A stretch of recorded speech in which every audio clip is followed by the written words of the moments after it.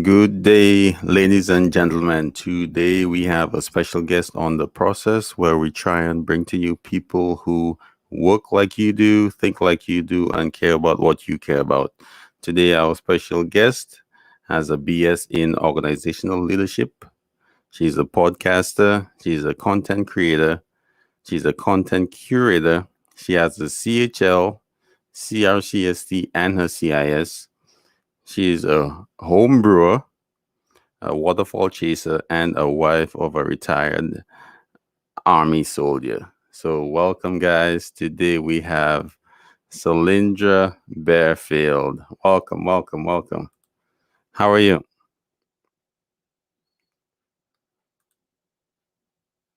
Mm, Your mic is off. Your mic is off. Your mic is off. Okay, now you can hear me. No, I can hear you. Oh my goodness. Okay, so I was saying we can add to that list as well because obviously I'm a fisherwoman too because we're out here trying to catch fish today, this Yeah. beautiful Saturday here in Georgia. Yes, I see that. You're a fisherwoman. And what have you caught today? Nothing yet? So we're about to go to a whole different location so we can see if the Mhm. fish is gonna bite there. So yeah, I can earn my crown as a fisherwoman. Okay, so first of all, I want to know. We talk about sterile processing, but I want to know about the brewing. What's going on with the brewing situation? What's that struck me by surprise, and Okay. from the other day too. So what's going on with the brewing? Is this a legal thing? Can we talk about this on air, or do we have to take this on the other side? No, we do not have to take this on the other side. Okay, so I love drinking craft beers. I'm from California. We have a lot of craft breweries. And from there, I went to Colorado. But when I moved to Georgia, I was able to find a home brew club. I joined the club, and we can make so many gallons of beer per year per person legally. So, me making my Mm. beer at home is something I can do legally. I can't sell it, but I can share it. So you can give it. Yes, I can give it So up, but I can't make any money so from it. I will be sending my information to you so I can get some of this first class bear you're making. Yes, honey. Yes. um, can can you tell me about your this the Toyota to sell? I read in your story you have a Toyota. You had a Toyota to sell. Can you tell me a little bit about that story? Oh my God, what story did you hear, honey? I have so many stories. I had the Toyota to sell it. What happened? And Refresh my memory. you got an apartment when you got certified. You got your job. Oh my goodness. Yes, you actually read my bio. Oh my goodness. Yes. When I moved, I had moved to Georgia in Atlanta. I had lived in Atlanta for a couple of years and I ended up leaving, moving back to California. And I had bought me a Toyota Tercel. That was the first car I was able to afford. And I drove that car from Long Beach, California to Santa Monica when I first got hired at UCLA Medical Center. It was a bucket. It was an old car. I don't even know if it had air conditioning or anything like that, but it got me to my first sterile processing job. And then after being there for probably about a good 6 months, I passed probation. I got a pay increase, and I went and bought me my Nissan Versa. Okay. All Yes. right. All right. Moving on up. Moving on up. So, can you tell me a little about your auntie and how did she help you find stellar processing as a career? What did she My help you with? my auntie, okay, so when I had moved from Atlanta, Georgia, went back home, I was looking for work, and she had retired from the unemployment office. She was a state employee, and she had made connections, or she had set me up with her connections at the unemployment office, and they were training people for either patient care assistant or sterile processing technician. And I knew I didn't want to have direct patient care experience, so I said, "Well, what is this sterile processing? If it's not direct patient care, I'll try that out." So I went through the interviewing process and I went through the testing processing and I was accepted in the program. And we did 30 days of classroom training. And then we immediately did our externship at Long Beach Memorial Hospital for 400 hours. And then about a week later, I set for my ISHM certification. I was certified. Oh, very nice. Very nice. Yay. That's a good story. Yes. So, you got certified. Now tell me a little bit about this eye on first of all, let me just say Selindra is on the road. She is fishing today. That's why that's why she is a little shaky. Yes. So and so that's really good. I tried fishing myself, but it didn't work out. So So tell the audience a little bit about yourself, and then we'll go into a couple other things. Okay, well, yeah, I'm born and raised out of Los Angeles. I've got my introduction to sterile processing there. Worked at UCLA Medical Center, and at the beginning, I knew something big was down the pipelines in sterile processing, even though it was new to me because the Department of Labor funded my training program. So what they did was they said they're going to train so many people. They devoted $2 million to train people in the Long Beach area to sterile processing. So I knew the education piece was going to be very important. So I stayed at UCLA, left there. I went to Colorado, and that's when I ended up self-studying for my CHL and my CIS. And that's also when I ended up being promoted to lead tech in Colorado. But when I left Colorado and moved to Georgia, that's when I started traveling for sterile processing. Mm, mm. Yeah. So that's a lot. Do is that program still available? You know Do you have what? any It's idea? the program is called an H-1B program, and the gist of the program is to people get these H-1B visas for them to come to the United States to work, from my understanding. And what they were trying to Mm, do, they were trying to in which people were coming here to work and get people here in the United States trained for those jobs, so they didn't have to, I guess, import people from different countries. So they do exist, but it may not be sterile processing or patient care. It could be technology, it could be mechanics, it could be a whole variety of different training programs available, but they fall under that H-1B grant. mm.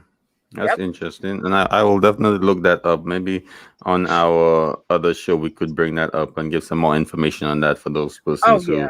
who want to get into sterile processing. So, Yeah. Selendra, I know you're into a lot. So my question is, what motivates you? What keeps you going on a regular basis to do all that you're doing? Well, honestly, the only thing that really motivate me, I would say, is just trying to be the best I can be in whatever I do. So I usually don't take on tasks that, I mean, I like to be challenged, one. So that's why I like sterile processing, because it's very challenging.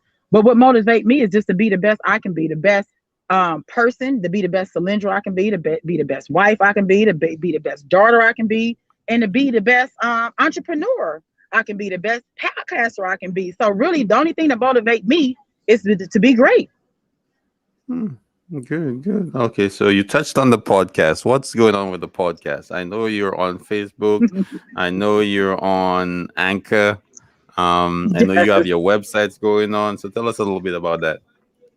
Okay, so the podcast came from the fact that, okay, I wanted to have a podcast that gave voice to sterile processing technicians. So I had been thinking about this for a very long time, and I was traveling at the time, and I was telling people about it, but I never took the step to start the podcast because I don't know. I wasn't sure how I was going to sound. So I was like, will I sound okay? Do I know how to do it? And I wasn't sure. So last year, around my birthday, I said, you know what? I'm just going to go ahead and do it. But the purpose really was to give voice to the sterile processing technicians as they work day to day, to talk about the things they encounter, on a regular basis. And not just the fact they sterile processing techs, they're more than that. They're mothers, their fathers, their cousins, their aunties, they're homeowners, they're side hustlers, they're everything. They're very dynamic. So I wanted to make sure that we had somewhere to go to gain information and to speak out about the topics that matter to us as frontline workers.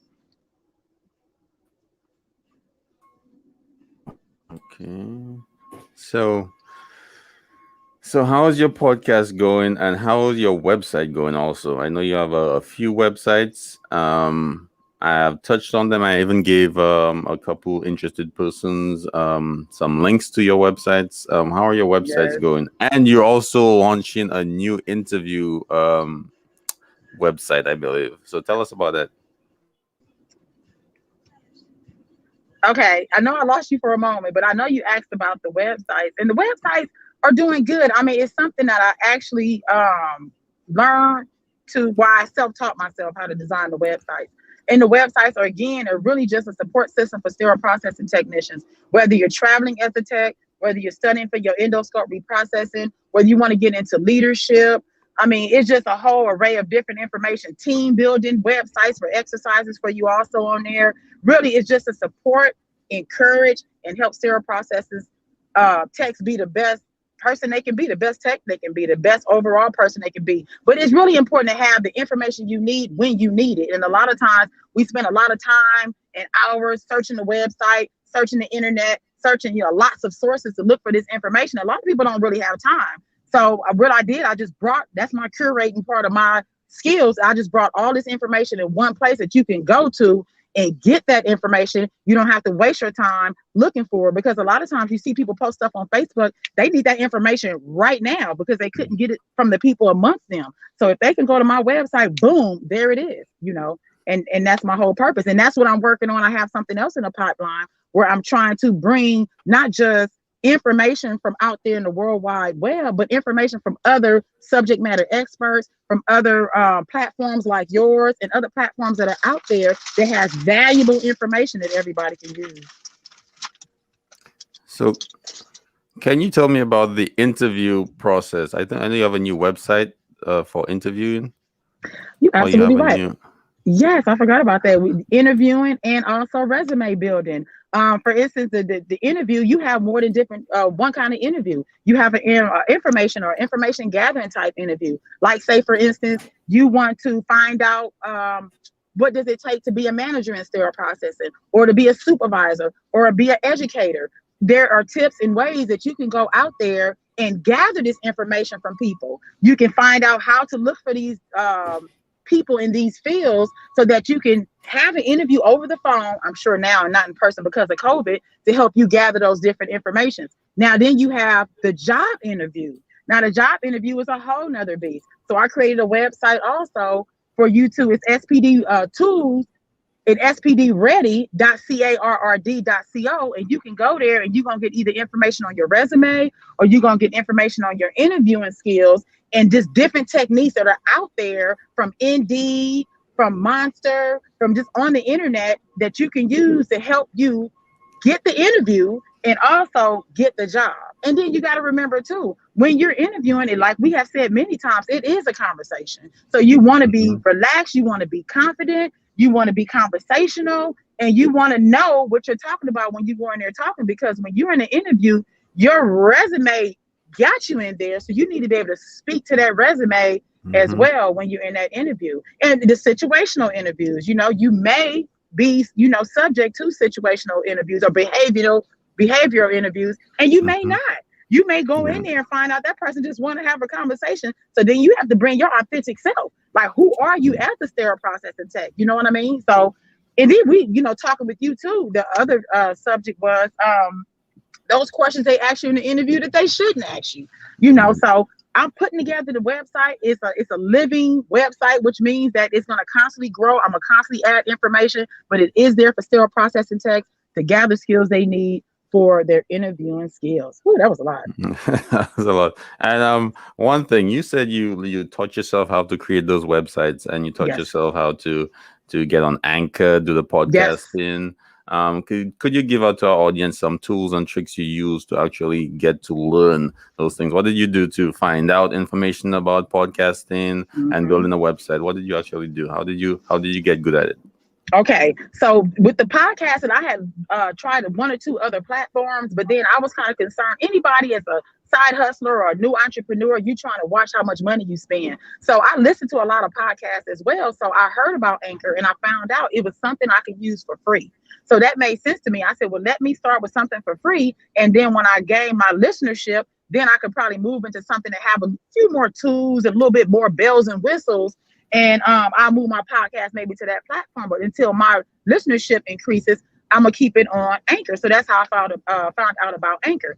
Now, also what I did too, I started playing around with a few other things. Let me back up. I ended up becoming an LLC. And that was one of the first steps I did when I started Ion Sterile Processing Department LLC, because I knew I wanted to make sure my business was official. I had my mission statement, my vision. I knew exactly what I wanted to do. So I created my LLC.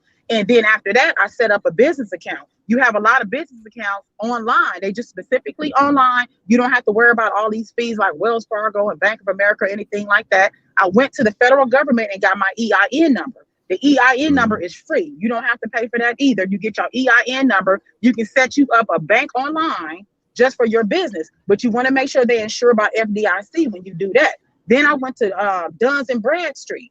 I set up an account with that. That is also free. So I was looking for everything free. You set up something with Duns and Bradstreet, and then you can order, and they you can order stuff from like Uline.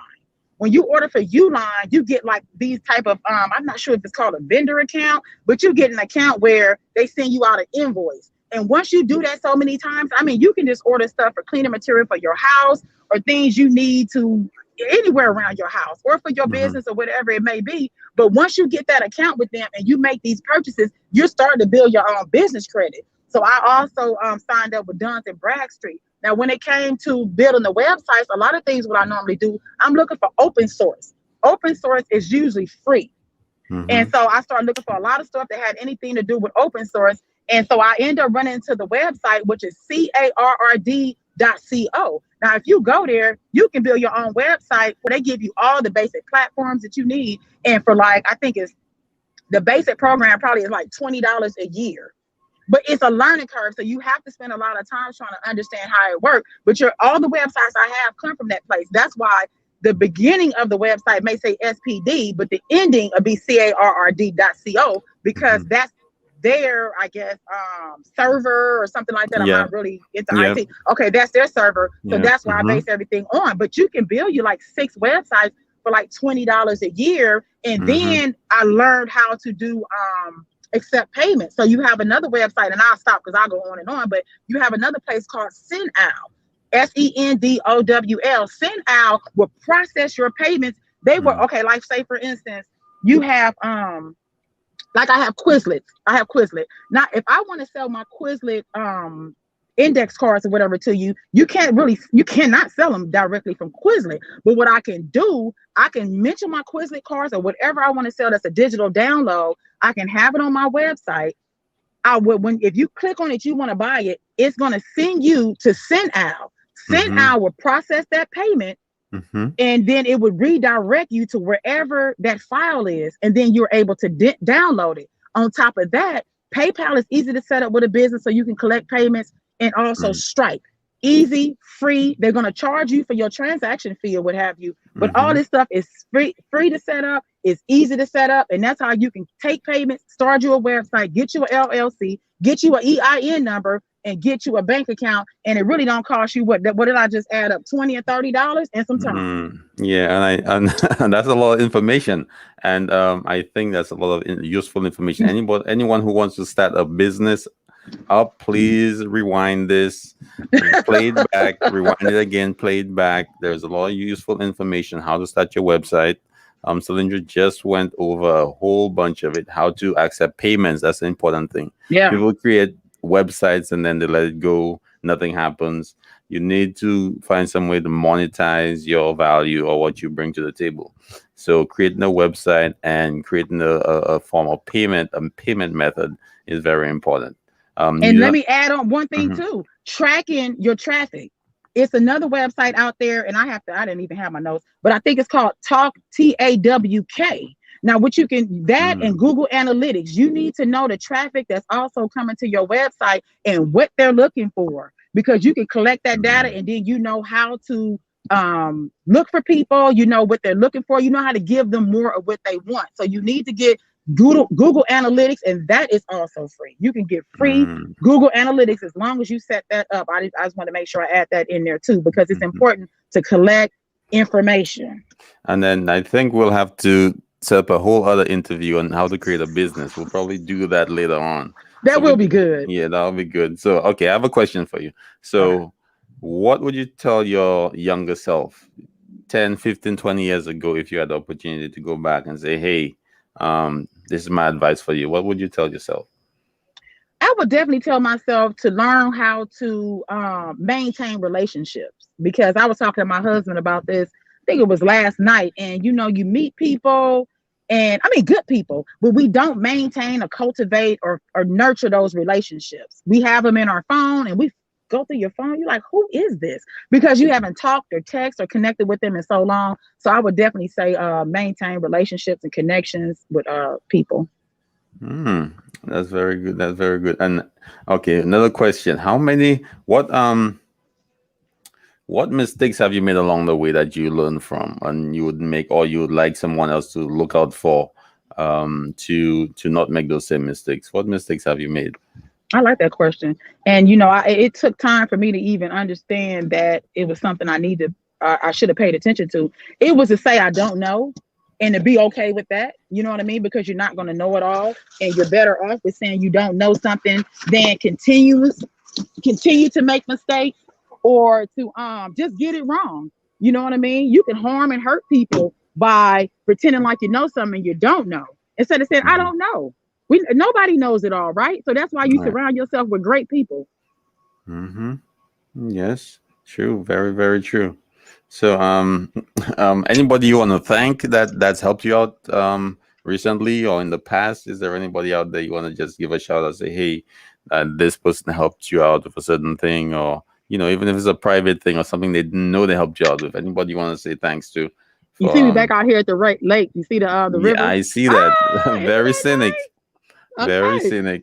So Yeah. anyway, I would like to thank you, because you created this platform here also for me to be on more than one. Oh, So it you're gives me welcome. the opportunity to look at myself and look how crazy I look, or how many times I lick my lips or something like that. So I like having this opportunity because it's very unique. Mhm. Sharon Combs, was it Knowledge and Nonsense? Yep. She Hmm. that was the first time I was ever on a platform like that, and that was like last, I think, spring.